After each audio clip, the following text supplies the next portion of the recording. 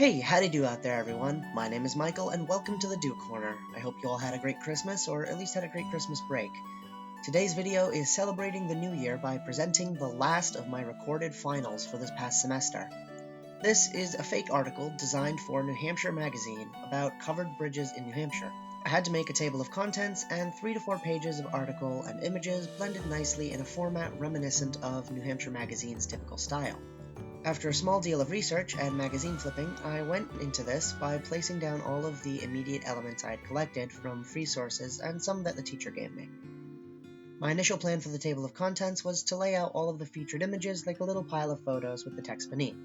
You'll see I went back and changed it a lot again and again throughout the video to have all of the content beneath fit nicely the way I wanted it to.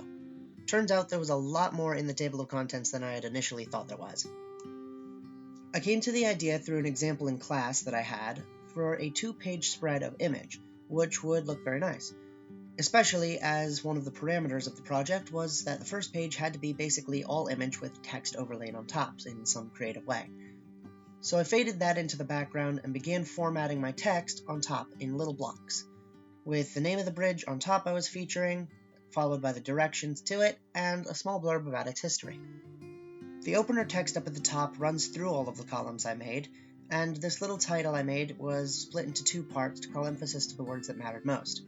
And eventually I reformatted it all so that the title would fit into the A-frame of the bridge, and the text would eventually, with the pull quote I took from the through text, would be framed by the bridge's mouth, at least vaguely.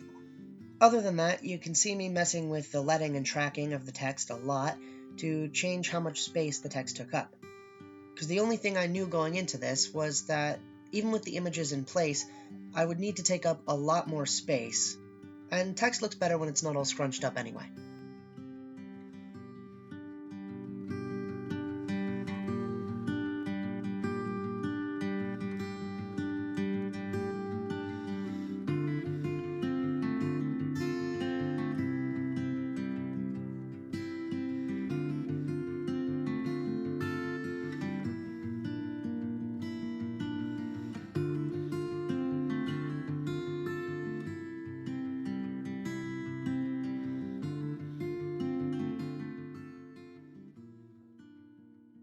That covers draft 1, but after some critique from my teacher in the class, I started making a bunch of changes.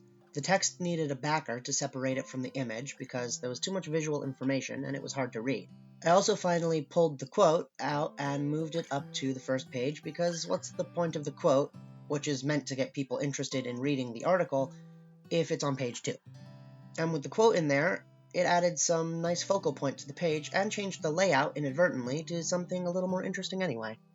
On the master pages, I fixed up my page numbers to be in the right format, and so they would automatically number each page for me. And then I went on to the table of contents. I don't really know what to say about it. It was a bit of a mess making it for some reason, and it's hard to explain what exactly I was doing with so much text so fast, but you can sort of see how it evolved here as it plays by. And I think that's good enough. And after that, of course, I started messing around with images again, and formatting them all to fit with the text nicely, in little rows. And I went back to the master pages to make the colors of the background a little closer to the front page colors.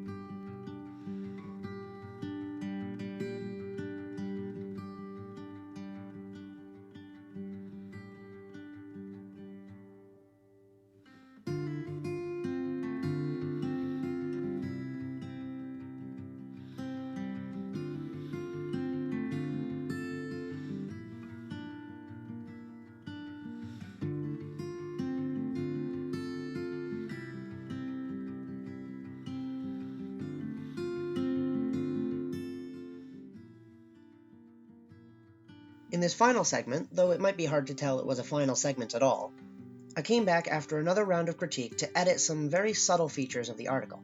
I started base aligning the text, which messed it all up, in the beginning at least, and you'll see that the images in the text all fell off the page and sort of got wonky. That's not because the base alignment, that's actually because I wasn't using the right specifications for New Hampshire Magazine's submission standards. And so, in favor of theoretically being correct, I had to change the page and margin size, which caused everything to misalign itself.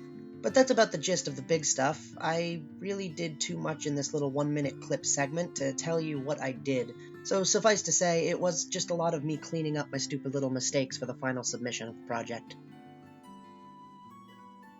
But that brings us to the end. The mock-up wasn't really worth showing the creation of, so I'll just show you them here side by side. This, I have to be honest with it, wasn't a very fun project. I don't like working with lots of text, and near the end of the semester, my brain sort of just turned off the creative ideas generator. School does that to you. But let me know what you thought of the project and the video in the comments anyway. I'm at least relieved that the semester is over and I can start practicing my artwork and animations again. So tell me what you want to see in the coming months for videos, so I can make what you enjoy watching. And if you did enjoy watching this episode, don't forget all that like and subscribe stuff to help this content get out to more people who would enjoy it as well. If you made it to the end here, I'm very grateful for you. It means a bunch that you stuck with it to the end. Happy New Year to you, everyone, and for the last time in 2022, farewell.